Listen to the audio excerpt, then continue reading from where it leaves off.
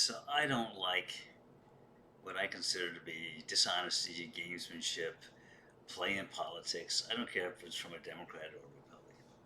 So some of you may recall that I predicted that the Supreme Court was going to invalidate the Trump tariffs. And sure enough, they did. And so then the question is, well, what do you do with all the tariff money that was collected from an illegal tariff? And it turns out the amount was more than I thought. It's over $200 billion. That's a lot of money, over $200 billion. So that $200 billion is money which needs to be repaid. So how do you repay it? So to me, the answer was simple.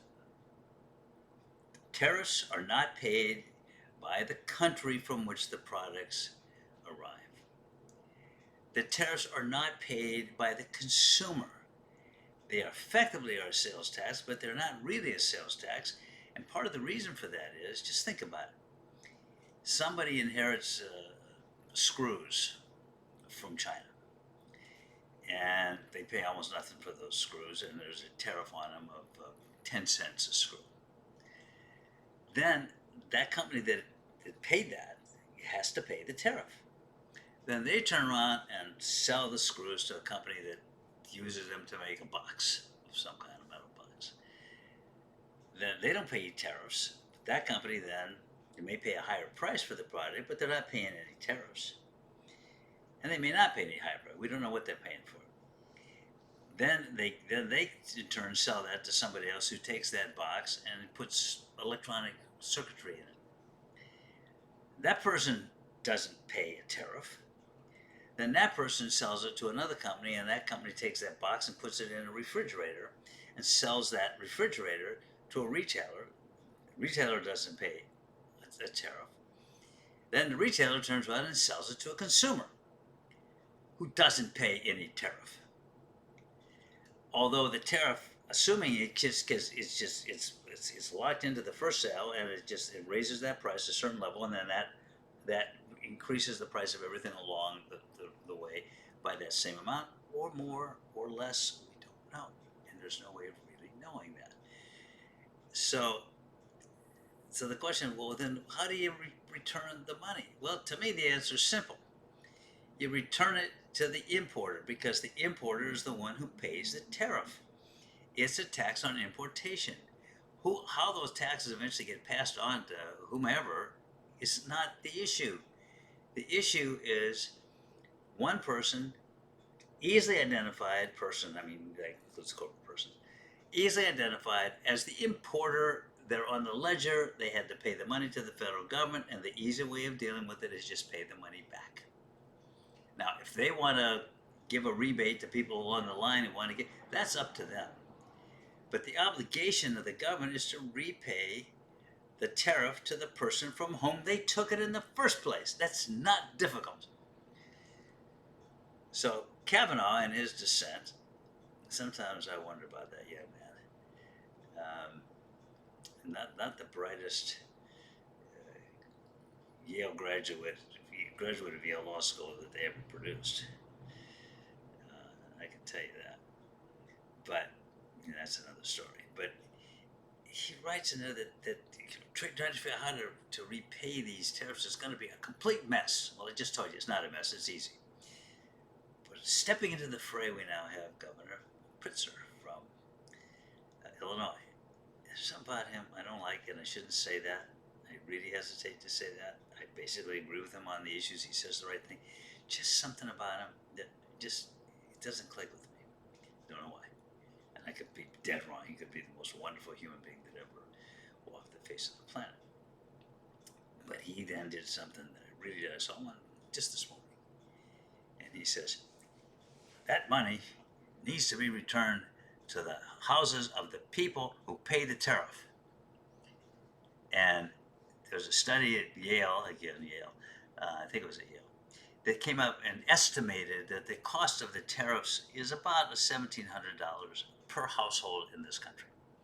So Pritzker says, well, then in that case, everybody in Illinois is entitled, every family in Illinois is entitled to $1,700, and he calls on the government to write a check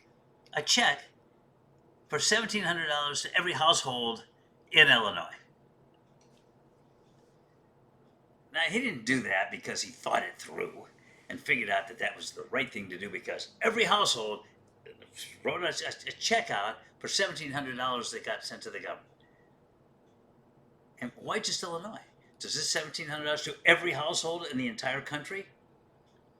He was saying that, in my opinion, being a typical politician. I'm going to my people and saying, I'm trying to get that Trump who stole from you to give you back your money of $1,700, which is a lot of money, says this man. This man who inherited billions of dollars because of his family was in the hotel business in Illinois, well, nationwide actually.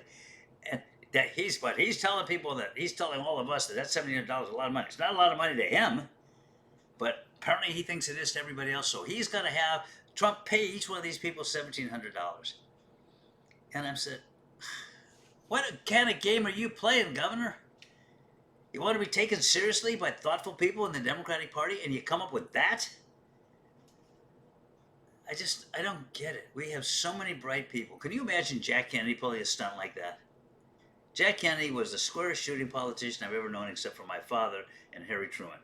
And no, I didn't know Franklin Roosevelt. I'm not that old, but close. But in fact, Franklin Roosevelt was elected for his 4th term 2 weeks before I was born. Prescient on his part. I'm not sure why I even said that, but I said it and I'm sticking by it. So there's Governor Pritchard telling all of us that he's on the side of the little man who's going to get him $1,700 from Donald Trump. Now, can't you say enough bad things about Donald Trump without going into this realm? This realm? I like the way that sounds. This realm, Governor? I know, it sounded like Dracula, didn't it? Okay, enough about my family. So, that was my reaction to that. A simple issue, repay the money. The complicated issue, as I said in my podcast that all of you missed, is how are you going to replace that $200 billion? That's a hell of a lot of money. And you take that out, and from what the debt that he has increased this year, and throw in another $200 billion, and you've got a hell of a debt problem. And I said that before. I said there's a tsunami coming at us, and I still say that there's a tsunami coming at us as a country. We're going to have to get our house in order. And if I get elected to Congress, I'll do what I can about that. But right now, it's a mess. And Governor, you're not helping any. Trump, you're not helping one bit. The Republicans aren't doing a damn thing about any of this stuff, and the Democrats are floundering. Someone's got to just come out and say it. The government's got to come up with $200 billion. They've got to pay it back. And incidentally, just one other quick thing. So how are you going to do it? How are you going to get that money? The Supreme Court didn't say anything about it. It's real simple. You have a class action case in some federal court in some state, and you get a judge to issue a statement that all of the people who paid the tariff are entitled to have the tariff repaid. You have an accelerated hearing in the Court of Appeals, and then the Supreme Court quickly denies the petition for cert, and you're done. So it's not complicated, folks. Stop making simple, straightforward things complicated, please. Thank you. Thank you, Governor. Appreciate it. Thank you, Governor. Thank you.